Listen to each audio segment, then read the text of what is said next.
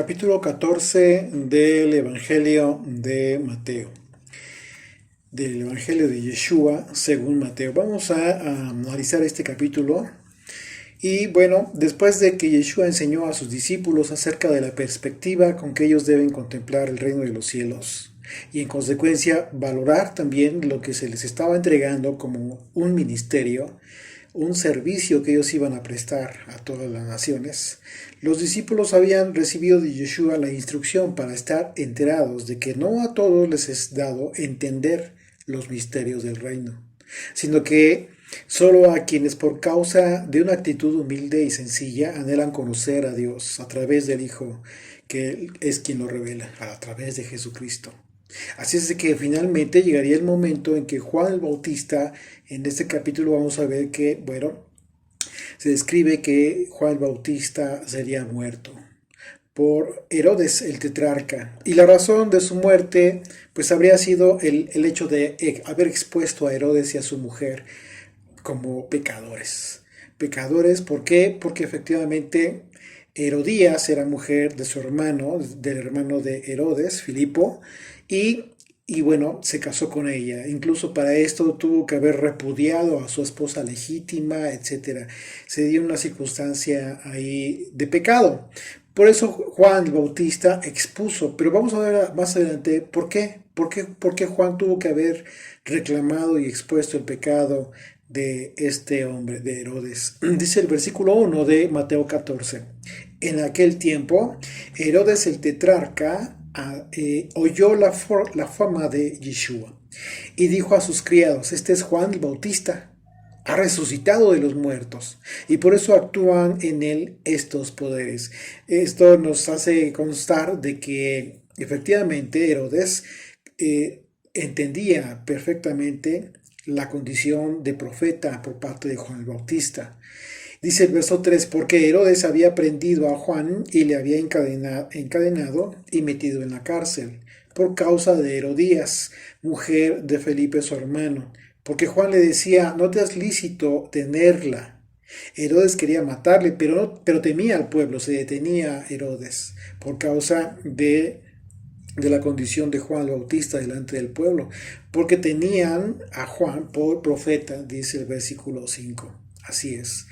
Y bueno, recordaron ustedes que anteriormente Juan el Bautista envió dos de sus discípulos, dos de sus aprendices, para que le preguntaran a Yeshua acerca de si era él a quien habían de esperar o había de esperar a otro.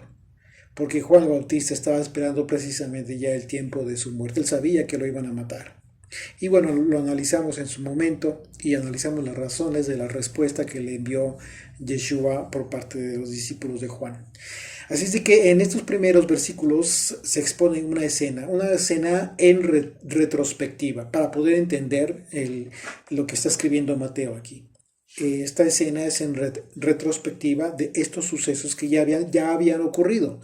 Por ello se registra que cuando Herodes escuchó la fama de Yeshua, él, de forma muy supersticiosa, dijo que Juan el Bautista había resucitado entre los muertos y que a través de Yeshua estaba haciendo todos estos milagros que hacía Yeshua. En la ignorancia y la superstición de Herodes, él recordó a Juan el Bautista y nos damos cuenta pues del temor que al final de cuentas siempre persiguió a Herodes por causa de haber dado muerte, ordenado matar al profeta. Así es que los versículos siguientes continuamos nosotros exponiendo. Vamos a ver en retrospectiva, igual los hechos que ya habían ocurrido, detallando las razones por las que Herodes mandó matar a Juan el Bautista, y es que Herodes y su mujer Herodías se encontraban en adulterio, como ya los comentábamos. Herodías fue la esposa de Herodes Filipo, pero en el caso de Herodes, Antipas repudió a su esposa legítima para casarse con ella. Este pecado de inmoralidad es el que expuso Juan públicamente. Y esa fue la razón por la cual, por medio de la hija de Herodías, eh, en realidad pidió la muerte de Juan el Bautista, pidió que lo decapitaran. Ahora, y ustedes se preguntarán, bueno, ¿por qué razón Juan el Bautista recriminó públicamente a Herodes por haberse casado con Herodías? Eran gente pecadora, eran que estaban sirviendo a Roma, etcétera. Sí, pero la razón fue precisamente porque supuestamente ellos eran conversos al judaísmo. Ellos supuestamente observaban la ley de Moisés. Sin embargo, lo que hicieron fue una transgresión total, literal, a la ley de Moisés. ¿Y qué mandamiento fue el que transgredieron a la perspectiva de Juan y a la perspectiva del Señor? Pues bueno, Levítico capítulo 18 dice el verso 16, no, la desnudez de la mujer de tu hermano no descubrirás. Recordemos que Herodías era mujer de Filipo y Filipo no había muerto. Y en este caso lo que está sucediendo aquí es que eh, estaban cometiendo este pecado terrible a la luz pública y sin ningún problema. Y cuando dice ya esto, ya lo hemos analizado, la desnudez de la mujer de tu hermano, no descubrirás, significa no tendrás relaciones sexuales con la mujer de tu hermano. Literalmente es lo que está diciendo este pasaje. Dice, es la desnudez de tu hermano. Entonces aquí se está hablando de una transgresión a un mandamiento que debían observar precisamente. Esa es la razón por la cual Juan el Bautista está exponiendo públicamente la transgresión de la ley de Moisés. Este mandamiento fue el que públicamente transgredieron. Y bueno, y esa es la razón por la que Herodías deseaba la muerte de Juan. Por eso la actitud manipuladora de Herodías hizo que su hija del primer esposo, que no es identificada por nombre en la escritura, sin embargo, en la historia se le conoce como Salomé. Esta mujer, hija de Herodías, bailó una danza erótica, al parecer, para Herodes. Herodes quedó fascinado, le gustó mucho y bueno, le prometió muy solemnemente a esta mujer que le pidiera cualquier cosa y él se la cumpliría. El asunto es que en realidad Herodes no imaginó que la petición de Salomé fuera precisamente la cabeza, que le diera la cabeza de Juan el Bautista, que lo decapitara. Pero esto, como vemos, fue por la manipulación, por el pedimento que hizo Herodías, literalmente, directamente. Continuamos el verso 6, dice, pero cuando se celebraba el cumpleaños de Herodías, la hija de Herodías danzó en medio y agradó a Herodes, por lo cual éste le prometió con juramento darle todo lo que pidiese. Ella, instruida primero por su madre, dijo, dame aquí en un plato la cabeza de Juan el Bautista. Entonces el rey se entristeció. Se entristeció, pero a causa del juramento, porque ya no podía retractarse. Y de los que estaban con él a la mesa mandó que se la diesen. Y ordenó decapitar a Juan el Bautista, y fue traída su cabeza en un plato y dada a la muchacha. Y ella la presentó a su madre. Entonces llegaron sus discípulos y tomaron el cuerpo y lo enterraron y dieron las nuevas a Yeshua. Herodes se atrevió a hacer una solemne promesa, ¿no?, pública ahí a la hija de Herodías. Pero al leer el relato, nosotros podemos ver que Herodes se entristeció cuando escuchó la petición de Salomé. Y bueno, podemos suponer que Herodes esperaba que la hija le pidiera cualquier otra cosa más razonable, pero su madre, que quería vengarse de Juan, pues vio la oportunidad, ¿no? Vio la oportunidad para vengarse de Juan y que lo matara. Así es de que influyó en su hija para que pidiese algo tan cruel como esto, impulsada por un deseo brutal de venganza, a causa de haber sido acusada por Juan el Bautista como una pecadora. Así es que, al no poder retirar su palabra, Herodes accedió al pedido de Salomé. Este relato tan triste de lo que sucedió en aquel día expone la terrible decadencia de la sociedad de aquella época, de Roma. Sin embargo, al observar hoy en día, ¿qué es lo que puedes ver en el mundo hoy en día?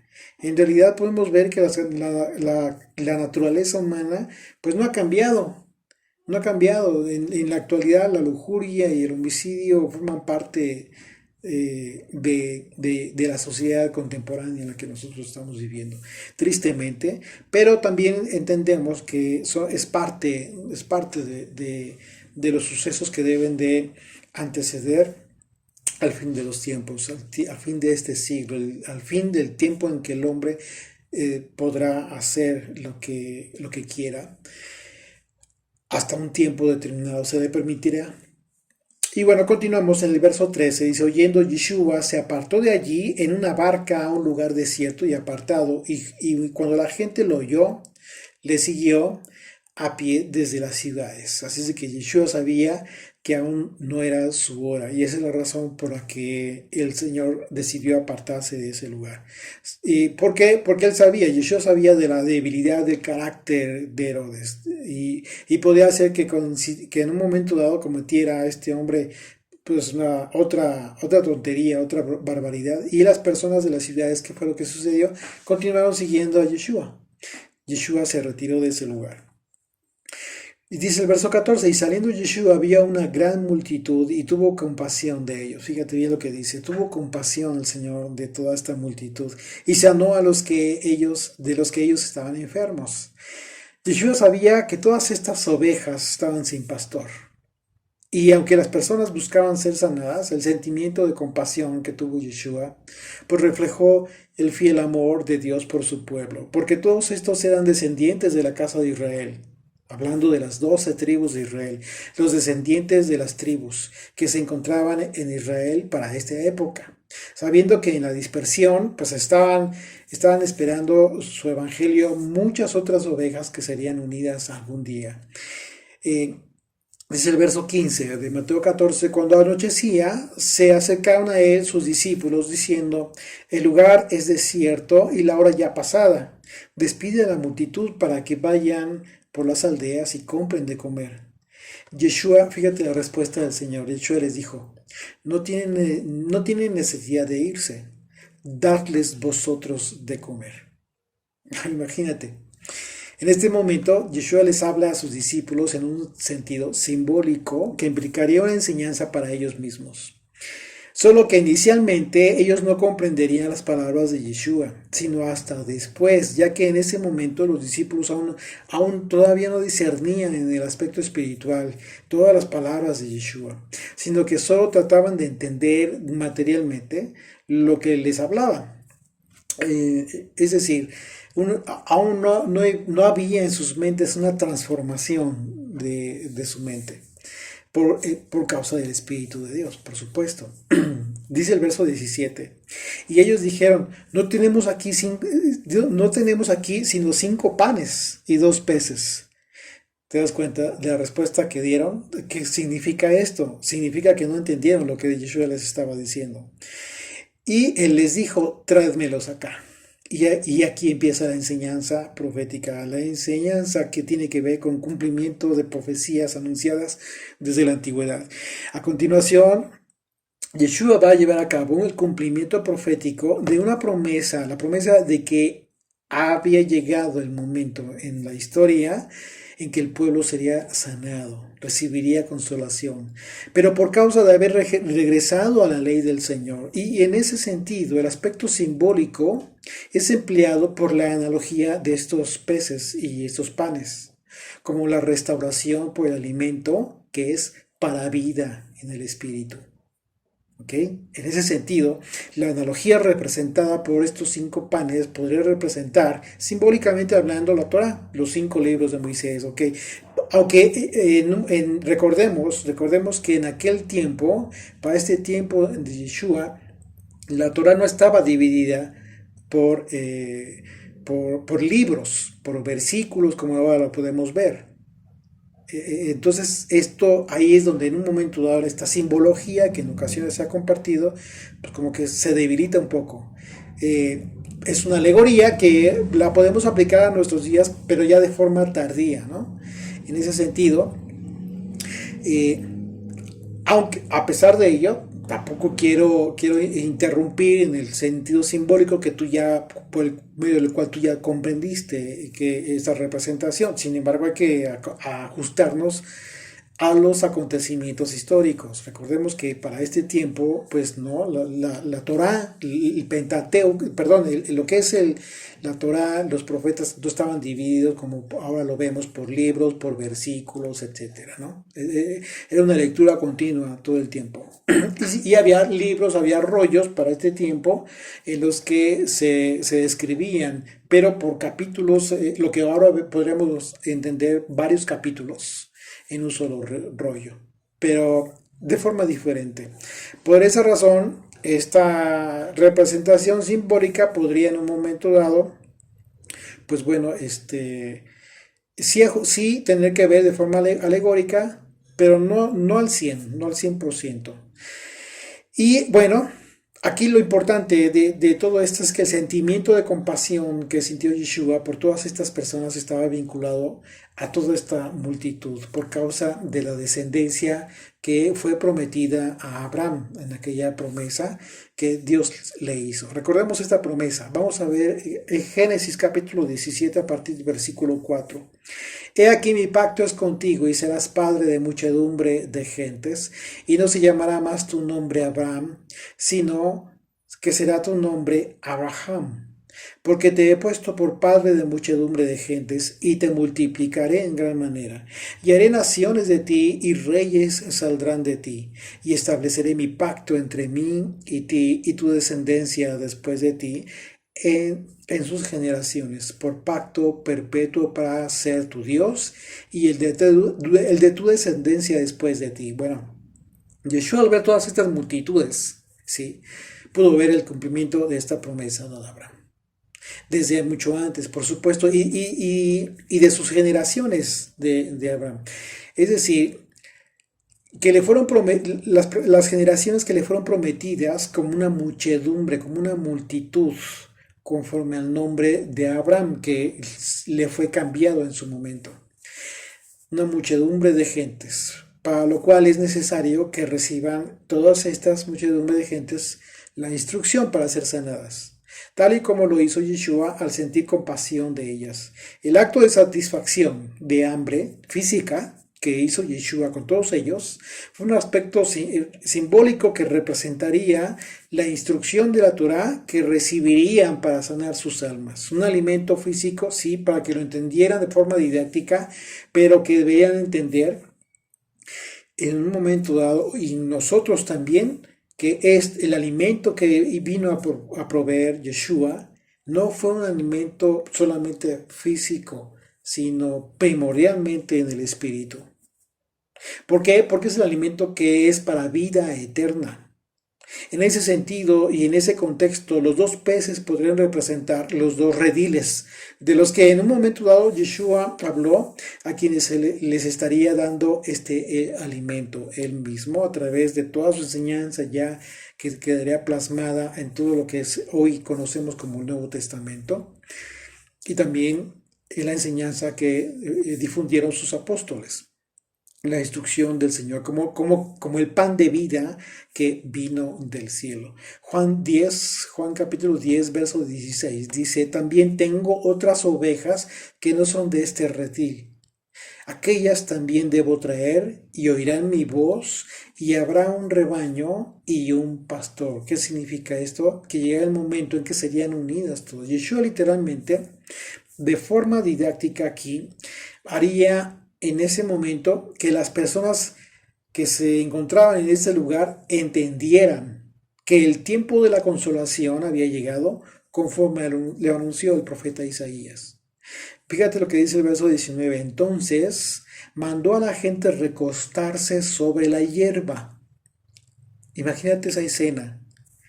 A toda esa gente, toda esa multitud recostarse sobre la hierba, y tomando los 5 panes y los 2 peces, y levantando los ojos al cielo, bendijo y partió y dio los panes a los discípulos, y los discípulos a la multitud. Yeshua, al pedirle a la gente que se recostase sobre la hierba y haber tomado los panes y los peces, esto está representando, este acto está representando la profecía de Isaías en contraste a todo lo que representa la gloria de la gente. El profeta Isaías habló de esto, de esta diferencia abismal, que es la gloria del hombre que es como la hierba, ¿sí? Que pronto perece, en comparación y en contraste totalmente a la gloria de Dios. Es decir, frente a la palabra del Señor que permanece para siempre. El hecho de haberles dado el alimento a los discípulos para que estos le dieran el alimento a las multitudes, por otro lado, también podría representar el ministerio, el servicio que ellos estarían ya recibiendo para ir y predicar el evangelio a las naciones de todo el mundo. Tal como hoy se lleva a cabo, hoy continúa esta labor de los apóstoles y de Yeshua a través del Nuevo Testamento que tenemos todos en nuestra casa. Y que al irte hacia páginas atrás te vas a dar cuenta que todo el Nuevo Testamento tiene como su base, como su fundamento, todo lo que se escribió antiguamente, desde Moisés, los profetas. Así es que en un momento dado los apóstoles, la función que llevan a cabo sería muy importante porque ellos en ese momento se está representando el hecho de que ellos recibirían un ministerio para ir a predicar el mensaje del Evangelio del Reino a todas las naciones del mundo, tal como hoy se lleva a cabo en todo el mundo a través de los siervos que sirven, que ya entendieron o que estudian la escritura, que comparten la palabra de Dios a mucha gente. Hay muchos siervos fieles en todo el mundo. El Señor tiene muchísima gente que de forma fiel y con todo amor sincero están compartiendo el Evangelio desinteresadamente a todo el mundo. Las palabras del profeta Isaías, de las que estamos hablando, fueron un mandamiento que recibió de Dios el profeta para el pueblo como una promesa de que llegaría el tiempo de la consolación. Dice el profeta Isaías en el capítulo 40 a partir del verso 1: consolaos, pueblo mío, dice vuestro Dios. Hablad al corazón de Jerusalén, decidle a voces que su tiempo es ya cumplido, que su pecado es perdonado, que doble ha recibido de la mano del Señor por todos sus pecados. Voz que clama en el desierto, preparad camino al Señor, enderezad calzada a la soledad a nuestro Dios, en la soledad a nuestro Dios. Todo valle se alzado y bájese todo monte y collado, y lo torcido se enderece y lo áspero se allane. Es decir, ¿qué está diciendo aquí el profeta? Todo aquel que tenga algo que corregir, ese es el momento de enderezar los pasos. Dice verso 5: y se manifestará la gloria del Señor, y toda carne juntamente la verá.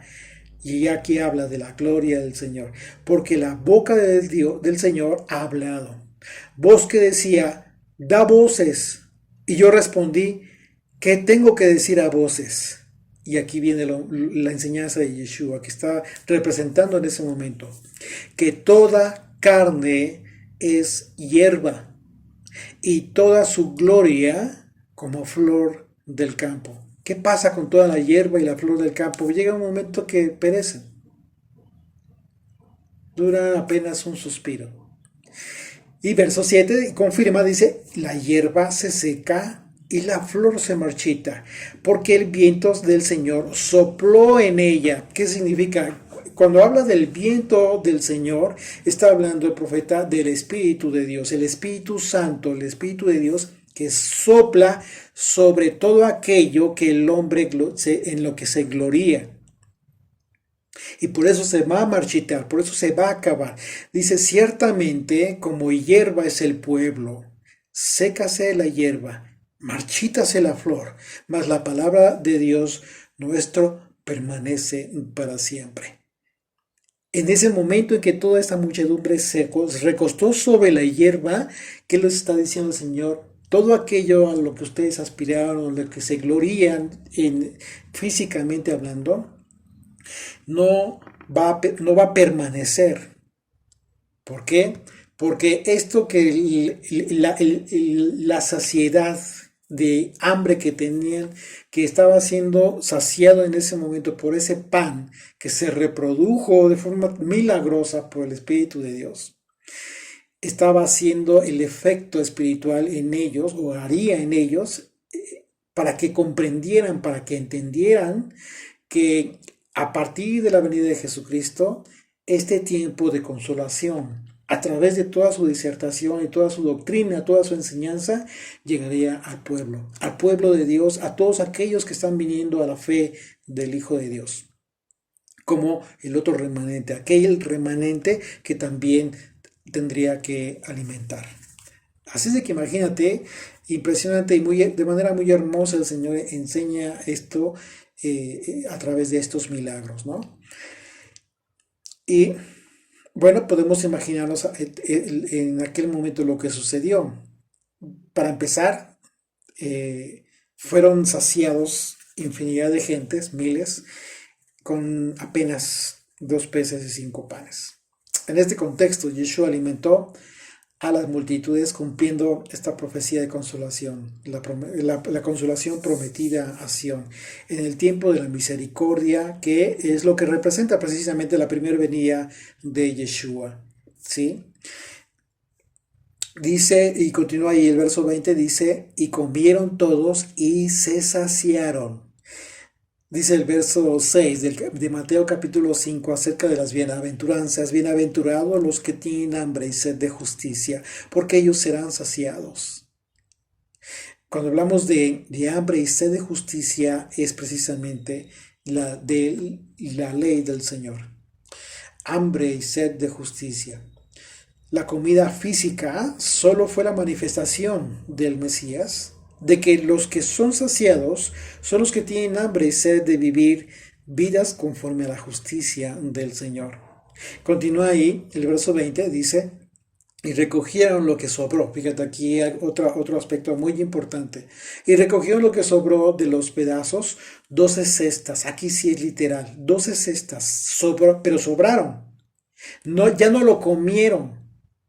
Te está hablando de algo que ya físicamente, ya no en un momento dado, ya no fue consumido. 12 cestas sobraron de lo que no de lo que sobraron, de los pedazos que sobraron, y lo que comieron, y los que comieron fueron 5,000 hombres, sin contar las mujeres y los niños. Imagínate. En el contexto profético de lo que representa el alimento de las multitudes, vemos que se hace una referencia especial a las 12 cestas de alimento que sobró. Es decir, lo que ya no quisieron las multitudes, y las 12 cestas estaban llenas, plenas. Y si consideramos que toda expresión de la Escritura tiene un sentido, sobre todo si estamos hablando de las palabras de Yeshua, podríamos considerar primeramente que representan a las 12 tribus de Israel, ¿sí? Y que en esas 12 cestas hayan estado, el hecho de que hayan estado llenas, pues implica una plenitud que en Yeshua tendrían en el fin de los tiempos. Todos aquellos que están viniendo a la fe, a la doctrina de Yeshua. Así es que, por un lado, estamos viendo a muchedumbres de gentes, y por otro lado, estamos viendo 12 cestas llenas que representan un remanente. Así que son dos cosas totalmente distintas. Por un lado, las multitudes prometidas a Abraham, y otra, la plenitud de las 12 tribus de Israel. No es lo mismo. No significa que toda esta muchedumbre de gente, todos esos 5,000, tengan que ver exclusivamente con las 12 tribus de Israel. Son dos cosas distintas. ¿Por qué? Porque Yeshua mismo habló de esta gran diferencia. Porque cuando él dijo en un momento dado, muchos del reino sean echados fuera, porque vendrán muchos de occidente, etcétera, de oriente, y se sentarán a la mesa con Abraham. Entonces no es lo mismo. O sea, las muchedumbres de gente fueron prometidas, sí, pero de esa muchedumbre tiene que haber un remanente. Así que son dos cosas distintas, ¿sí? ¿ok? Y bueno, estas dos cosas son las que tenemos que aprender a discernir cuando leemos nosotros la escritura. Es muy, muy importante para nuestro estudio este tema. Nadie de los que fueron entregados a Yeshua se va a perder. Eso es cierto. No se va a perder ni uno solo, porque él mismo lo dijo. Incluso en este pasaje se confirma cuando él dijo, recoged los pedazos que sobraron para que no se pierda nada. ¿Te das cuenta? Como vemos, Yeshua confirmó esta diferencia y se las anunció al pueblo judío. Fíjate, Mateo 8, capítulo 8, verso 11 dice, y os digo que vendrán muchos del oriente y del occidente y se sentarán con Abraham e Isaac y Jacob en el reino de los cielos. Mas los hijos del reino serán echados en las tinieblas de afuera. Allí será el lloro y el crujir de dientes. Entonces Yeshua dijo al centurión, ve, y como creíste, te sea hecho. Y su criado fue sanado en aquella misma hora. Está hablando de la fe que mostró aquel centurión que pidió a Yeshua que lo sanara. Imagínate qué importante es esto y qué testimonio tan duro en un momento dado para los propios líderes judíos que daban por hecho en automático que por ser descendientes de Abraham ya tienen el reino garantizado. Yeshua vino a corregir ese mal, esa idea equivocada.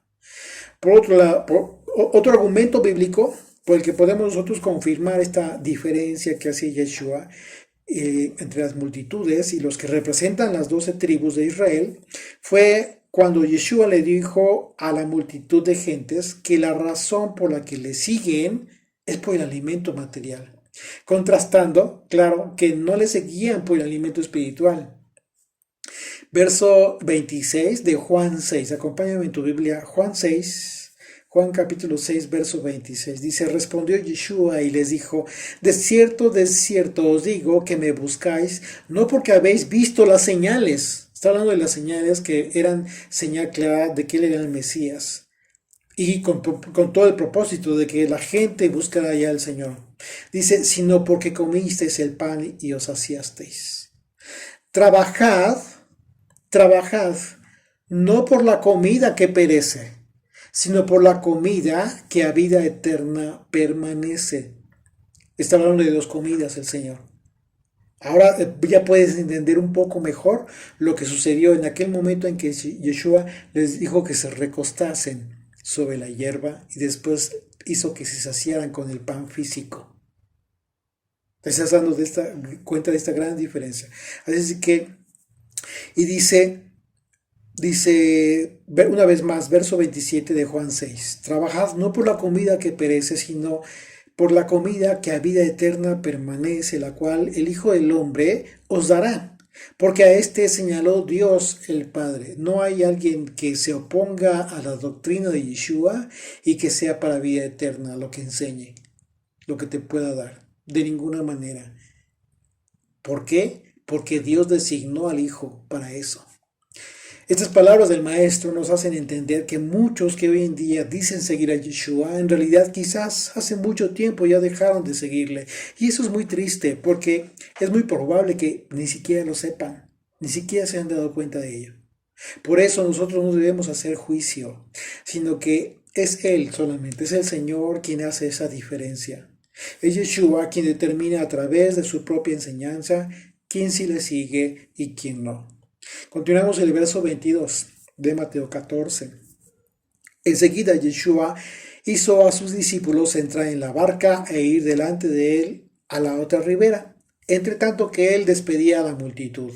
Despedida a la multitud, subió al monte a orar aparte y dijo, y cuando llegó la noche estaba allí solo.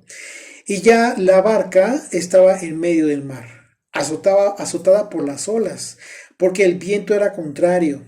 Mas a la cuarta vigilia de la noche, Yeshua vino a ellos andando sobre el mar, y los discípulos, viéndole andar sobre el mar, se turbaron diciendo, un fantasma, y dieron voces de miedo. Pero enseguida Yeshua les habló diciendo, tened ánimo, yo soy, no temáis. Bueno, pues este evento impresionante está representando Está representado por el tiempo en que los discípulos pues están siendo ya preparados por Yeshua, pero también están siendo advertidos de que tendrían adversidad, tendrían oposición en el cumplimiento de su ministerio. Simbólicamente el mar representa a las naciones, ¿sí? En los simbolismos bíblicos el mar representa las naciones, así que la escena en que el mar estaba agitado a punto de voltear la barca, y en la barca estaban estos que estaban siendo ya preparados, estos discípulos, los discípulos de Yeshua, para llevar el Evangelio, las buenas nuevas de salvación. Esto significa que siempre va a haber oposición a todo aquel que se levante para hablar la palabra de Dios. Siempre va a haber oposición en contra de esa acción para llevar el Evangelio. Y bueno, a todos ellos, en aquel tiempo, en aquel entonces, como hoy en día, ¿sí? Nos dice el Señor, ten ánimo, yo soy, no temas. Así que siempre hay que tener confianza en el Señor cuando tú hables la palabra, pero que hables la palabra de Dios, su enseñanza. Entonces confía en Él. Siempre habrá gente a la que no le guste que hables la palabra de Dios, por diversas razones. Sin importar cuál sea el motivo, es muy probable que así como en el caso de los discípulos de Yeshua, también tú, en tu caso, pues igual sean entes espirituales que quizás están influyendo en las personas y que de alguna manera intentan pues ser un impedimento para que tú cumplas con propósito, tu propósito de vida. Continuamos el verso 28, dice, entonces respondió Pedro y dijo, Señor, si eres tú, manda que yo vaya a ti sobre las aguas. Y él le dijo, ven. Y descendió Pedro de la barca, andaba sobre las aguas para ir a Yeshua. ¿Te das cuenta? Empezó con toda confianza, con toda fidelidad a la voz de Yeshua y comenzó a andar sobre las aguas, Pedro. Verso 30. Pero al ver el fuerte viento, tuvo miedo. Aquí fue el error. Eso es algo que no puede sucederte cuando tú tengas el propósito de levantarte y hablar la palabra del Señor. No debes temer. No debes temer porque es Él el que está contigo. Y comenzando a hundirse, dio voces diciendo, Señor, sálvame. Al momento Yeshua, extendiendo la mano, asió de él y le dijo, hombre de poca fe, ¿por qué dudaste? La enseñanza de Yeshua está enfocada en el hecho de que como discípulos estamos llamados a madurar en nuestra fe y no dudar jamás del propósito de nuestra vida. Esto es algo de convicción de vida, literalmente. Continuamos el verso 32 y dice, y cuando ellos subieron en la barca se calmó el viento. Entonces los que estaban en la barca vinieron y le adoraron diciendo, verdaderamente eres el Hijo de Dios. Como vemos entonces la escritura no registra el hecho de que Yeshua haya evitado que los discípulos lo adoraran. Él recibió la adoración. Esto significa que el Señor les estaba demostrando quién era Él, que era el Hijo de Dios, el Mesías, que estaba cumpliendo un propósito divino. Continuamos en el verso 34 de Mateo 14, dice, terminada la travesía vinieron a tierra de Genezaret. Cuando le conocieron los hombres de aquel lugar, enviaron noticia para toda aquella tierra alrededor y trajeron a él todos los enfermos y le rogaban que les dejase tocar el borde de su manto. Fíjate qué curioso. Le rogaban que les dejara tocar el borde de su manto y todos los que tocaron quedaron sanos. Esto, si tú te das cuenta, pudiera ser un aspecto de algo similar a lo que sucedió con Herodes, ¿no? Por un aspecto espiritual, influenciado quizás por costumbres paganas, ¿no? Que no tenían que ver o no estaban muy ligadas con la cultura hebrea. Pero aquí, y aquí algo similar, ¿no? ¿Cuántas veces no te ha tocado que gente desea tocar cuando menos o saludar de mano a algún líder, ¿no? algo así, ¿no? Sí, seguramente lo has visto, sobre todo en lugares donde supuestamente hay milagros de sanidad y todo este tipo de cosas, se acostumbra mucho esto. Eh, por supuesto que no debe ser tomado de esa manera. Sin embargo, aquí parece algo similar, porque le rogaban que le dejase tocar el borde de su manto. Pero aquí hay algo diferente. ¿Por qué? Porque ¿qué es el borde qué era el borde del manto de Yeshua? Los tzitzit. Los hilos que colgaban del manto de Yeshua. Y bueno, dice, le rogaban que les dejase tocar solamente el borde de su manto y todos los que lo tocaban quedaron sanos, literalmente.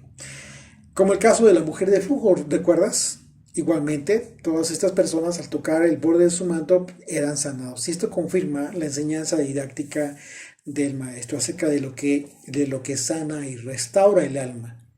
¿Qué es lo que por qué permitió que esta gente fuera sanada a través de tocar el manto, el borde del manto de Yeshua? ¿Por qué el Señor lo permitió? Bueno, nada más y nada menos, porque esto es algo, el borde de su manto implica un mandamiento, está relacionado con el cumplimiento de un mandamiento. Pero bueno, en el contexto de la alimentación de los 5,000, de estas miles de personas, de acuerdo a la representación profética en que la Torá es el alimento para los dos rediles de los que habló Yeshua, ahí en ese lugar, en Genezaret, se confirmó que lo que sana a las personas en realidad es una vida en la que gobierna la Torá. Es decir, lo que sana tu vida es que tú te sometas a la ley de Moisés. Por cuanto que la Torah alimenta el espíritu, la ley de Moisés alimenta tu espíritu y es alimento para vida eterna. Y es por ello que el borde del manto de Yeshua, que son los tzit de su manto de oración, representan precisamente los mandamientos de Dios. Y esto, bueno, esto lo confirma la propia escritura. Ahí en tu Biblia, por favor, acompáñame a Números capítulo 15. Números capítulo 15 a partir del verso 37. Vamos a ver el mandamiento que recibió Moisés para que lo transmitiera al pueblo. Fíjate qué importante es esto. Verso 37 de Números 15. El Señor habló a Moisés diciendo: habla a los hijos de Israel y diles que se hagan franjas en los bordes de sus vestidos por sus generaciones, es decir, como mandamiento para todas las generaciones, y pongan en cada franja de los bordes un cordón de azul, y os servirá de franja para que cuando lo veáis os acordéis de todos los mandamientos del Señor, para ponerlos por obra. Y no miréis en pos de vuestro corazón y de vuestros ojos, en pos de los cuales os prostituyáis, hablando en un sentido espiritual. La prostitución es espiritual, es decir, la infidelidad a Dios. Verso 40, para que os acordéis y hagáis todos mis mandamientos y seáis santos a vuestro Dios. Yo, el Señor vuestro Dios, que os saqué de la tierra de Egipto para ser vuestro Dios, yo, el Señor vuestro Dios, y lo ratifica y lo firma aquí el Señor. De manera que cada vez que leas acerca del borde del manto de Yeshua y los milagros que surgieron de él, piensa entonces que así como te ha dado acceso a la vida por la transformación de tu entendimiento, por causa de estos mandamientos, por medio de los mandamientos de Dios, asimismo él permanece con el manto del que cuelgan sus tzitziot, y está delante del trono, el Señor. Yeshua hoy está delante del trono orando por todas estas ovejas que aún están sin pastor, esperando que los discípulos vayan y cumplan con el anhelo del corazón de Dios en el Israel escondido entre las naciones del mundo. Que el Señor tenga misericordia de todas sus ovejas. Amén.